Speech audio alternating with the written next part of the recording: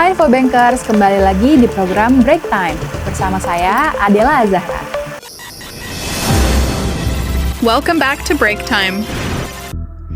Di video kali ini, kita akan membahas skandal besar di pasar keuangan Cina yang mengguncang ribuan investor emas digital.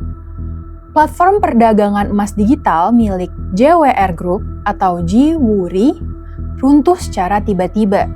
Puluhan ribu investor panik karena dana mereka dibekukan. Lebih mengejutkan lagi, emas fisik yang dijanjikan bisa ditarik kapan saja, ternyata tak tersedia. Laporan media South China Morning Post menyebutkan, dana yang tak bisa dicairkan mencapai lebih dari 10 miliar yuan atau sekitar 24 triliun rupiah. Ini menjadikan kasus JWR sebagai salah satu skandal emas terbesar dalam beberapa tahun terakhir di Cina.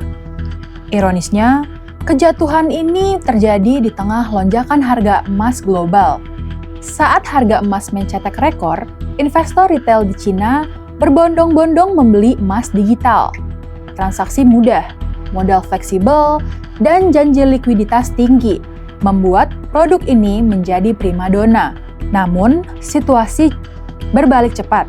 Ketika harga terus naik, banyak investor ingin mencairkan keuntungan atau menarik emas fisik.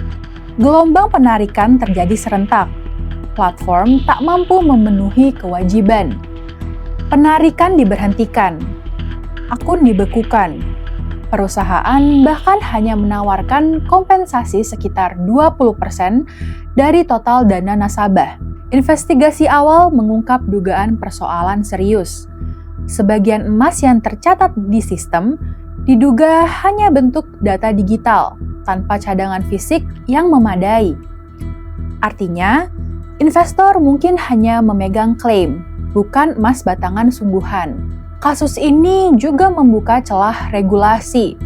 Platform seperti JWR beroperasi di area abu-abu, bukan bank, bukan pialang resmi, dan tidak tunduk pada kewajiban cadangan ketat seperti lembaga keuangan formal. Dalam kondisi pasar normal, model seperti ini bisa berjalan. Namun, saat terjadi rush, kelemahan langsung terkuak. Mismatch antara kewajiban dan cadangan membuat sistem runtuh dalam hitungan hari. Dampaknya terasa cepat. Kepercayaan terhadap emas digital anjlok. Sebaliknya, permintaan emas fisik melonjak tajam. Investor kini memilih aset yang bisa disentuh dan disimpan sendiri. Pemerintah Cina pun bergerak memperketat pengawasan dan membersihkan platform beresiko. Lalu, bagaimana dengan Indonesia? Pelajarannya jelas, pastikan legalitas platform.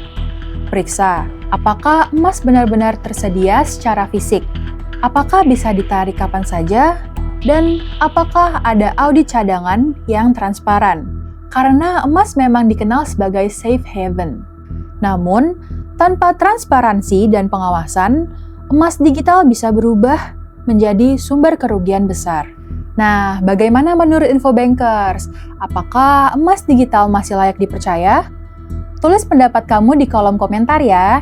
Jangan lupa like, share, dan subscribe untuk konten informatif lainnya seputar keuangan dan ekonomi. Sampai jumpa di video berikutnya.